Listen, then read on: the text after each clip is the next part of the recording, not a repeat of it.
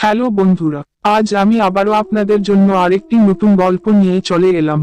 গল্পটা যদি আপনাদের ভালো লাগে ভিডিওটিকে একটি লাইক, চ্যানেলটিকে সাবস্ক্রাইব করে দেবেন। বন্ধুরা, সাবস্ক্রাইব করতে তো পয়সা লাগে না, দয়া করে চ্যানেলটিকে আগে বাড়াতে সাহায্য করুন। আপনাদের একটি সাবস্ক্রাইব আমার কাছে অনেক মূল্যবান, দয়া করে চ্যানেলটিকে সাবস্ক্রাইব করে দিন আর নতুন আরেকটি ফ্যামিলি গড়ে তুলুন। বন্ধুরা, অনেক কথা হয়ে গেল, এবার গল্পে আসা যাক। আজকের গল্পের নাম আমতা লোকাল ট্রেনের রহস্য। চলুন বন্ধুরা, এবার শুরু করা যাক গল্প। রাত 11টা, আমতা স্টেশনে নির্জনতা। ধীরে ধীরে একটি লোকাল ট্রেন এসে থামল।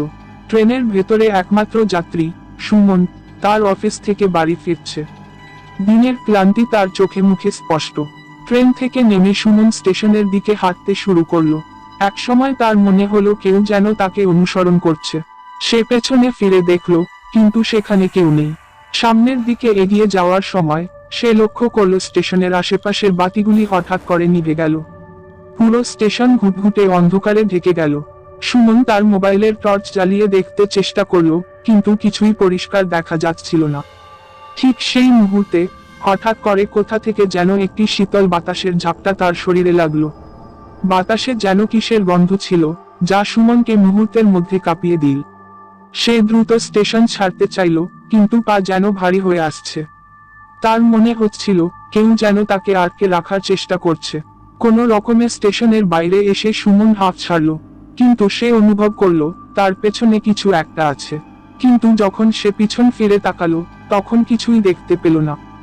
মনে হচ্ছিল যেন একটা অদৃশ্য শক্তি তাকে অনুসরণ করছে। সুমন দ্রুত বাড়ির দিকে হাঁটা শুরু করলো। পথে তার মাথায় একের পর এক অদ্ভুত চিন্তা ঘুরপাক খেতে লাগলো। সে কি স্বপ্ন দেখছে, নাকি সত্যি কিছু ঘটছে? পথ চলতে চলতে সে অনুভব করলো তার আশেপাশের সবকিছু যেন ধীরে ধীরে পরিবর্তন হচ্ছে। সে যে পথে চলছিল সেই পথটা যেন অপরিচিত হয়ে যাচ্ছে। তার সামনে যেন অন্ধকারের এক ঘনত্ব তৈরি হচ্ছে। হঠাৎ করেই সে দেখলো তার সামনে একটি পুরনো ভাঙাচোরা বাড়ি। সেই বাড়ির সামনে একটি বাতি জ্বলছে, কিন্তু সেই আলো এতটাই ম্লান ছিল যে তাতে কিছুই পরিষ্কার দেখা যাচ্ছিল না। সুমন অবাক হয়ে ভাবল, এই বাড়িটা সে আগে কখনো দেখেনি। সুমন ভয়কে উপেক্ষা করে বাড়িটির দিকে এগিয়ে গেল। দরজাটা খুলতেই সে দেখল ভেতরে কোনো আলো নেই, শুধু ঘরের মাঝখানে একটা পুরনো চেয়ার রাখা আছে। চেয়ারের সামনে একটা আয়না। আয়নাটা এতটা ময়লা আর ধুলো জমে গেছে যে কিছুই দেখা যাচ্ছিল না।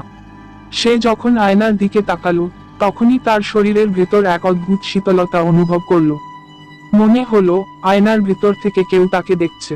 সুমন আয়নাটাকে পরিষ্কার করার চেষ্টা করলো, কিন্তু তখনই সে শুনতে পেল পেছনে থেকে কারো নিঃশ্বাসের শব্দ। সে পেছনে ফিরে তাকাতেই দেখতে পেল এক মহিলার ছায়া। মহিলার মুখটি পরিষ্কার দেখা যাচ্ছিল না, কিন্তু তার চোখ দুটি ভীষণ রকম উজ্জ্বল ছিল। সে কোনো কথা না বলে শুধু সুমনের দিকে তাকিয়েছিল। সুমন আতঙ্কে পিছিয়ে আসতে চাইল, কিন্তু পা যেন তার কথা শুনছিল না। মহিলাটি ধীরে ধীরে তার দিকে এগিয়ে আসতে লাগলো। মহিলাটি সুমনের দিকে আরো এগিয়ে আসতে থাকলো। তার শরীর শীতল হয়ে উঠল, মনে হলো রক্ত জমে যাচ্ছে। সুমন অনেক কষ্টে পা সরিয়ে বাড়ির বাইরে বের হতে চাইল, কিন্তু তার সামনে যেন অদৃশ্য একটা দেয়াল দাঁড়িয়ে ছিল। সে বুঝতে পারল সে এই জায়গা থেকে মুক্তি পাবে না, যতক্ষণ না তার মুখোমুখি হচ্ছে। মহিলাটি সুমনের সামনে এসে দাঁড়ালো এবং সে একটি ফিসফিস করে বলল, আমাকে মুক্তি দাও। সুমন অবাক হয়ে জিজ্ঞাসা করলো, তুমি কে? মহিলাটি কোনো উত্তর দিল না, শুধু সুমনের দিকে হাত বাড়িয়ে দিল। তার হাতটা ছিল শীতল, বরফের মতো। সুমন তার হাত ধরতেই হঠাৎ সবকিছু পরিবর্তিত হয়ে গেল। ঘরের সবকিছু অদৃশ্য হয়ে গেল এবং সে দেখতে পেল সে আবার সেই ট্রেনে। কিন্তু এবার ট্রেনটা চলতে শুরু করলো এবং তার আশেপাশে সবকিছু অন্ধকার হয়ে গেল। সুমন নিজেকে ট্রেনের একটি কামরায় বন্দী অবস্থায় দেখতে পেল। তার চারপাশে এক অদ্ভুত নিস্তব্ধতা। ট্রেনের জানালার বাইরে সবকিছু অন্ধকারে ডুবে গেছে। হঠাৎ ট্রেনটি থামলো এবং দরজা খুলে গেল। সুমন বাইরে বেরিয়ে এল। সে দেখতে পেল যে সে কোনো এক অজানা স্থানে পৌঁছে গেছে, যেখানে একটিও মানুষ নেই। চারদিকে শুধু অন্ধকার এবং ঠান্ডা বাতাস বইছে। সে পেছনে ফিরে দেখল ট্রেনটি অদৃশ্য হয়ে গেছে। তারপর সে শুনতে পেল সেই মহিলার কণ্ঠস্বর, তুমি মুক্তি পেয়েছ, কিন্তু আমি এখনো বন্দী। মহিলার কণ্ঠস্বর ক্রমশ মিলিয়ে গেল, এবং সুমন বুঝতে পারল যে সে কখনোই এই অভিজ্ঞতা ভুলতে পারবে না। সে কি সত্যিই মুক্তি পেয়েছে, নাকি নতুন কোনো অন্ধকারের বন্দিত্বে পড়ে গেছে? এই প্রশ্ন তার মনে চিরদিনের জন্য রয়ে গেল। সুমন সেই অভিজ্ঞতার পর থেকে আর কখনো আমতা লোকাল ট্রেনে ওঠেনি। তবে মাঝে মাঝে তার মনে হয়, সেই রাতের ঘটনা সত্যিই ঘটেছিল নাকি সবটাই তার কল্পনা। কিন্তু তার মনের গভীরে এক অজানা ভয় বসবাস করতে শুরু করেছে, যা তাকে মাঝে মাঝে তাড়িয়ে বেড়ায়। বন্ধুরা, গল্পটা পুরো কল্পনার উপরে ভিত্তি করে বানানো। দয়া করে গল্পটা গল্পের মতোই নেবেন। এটা গল্প বিশ্বাস করার মতো কিছুই নেই। বন্ধুরা, গল্পটা যদি ভালো লাগে ভিডিওতে একটি লাইক আর চ্যানেলটিকে সাবস্ক্রাইব করে দিন। আবারও দেখা হচ্ছে নতুন আরেকটি গল্প নিয়ে। এখন বন্ধুরা আছি, বাই।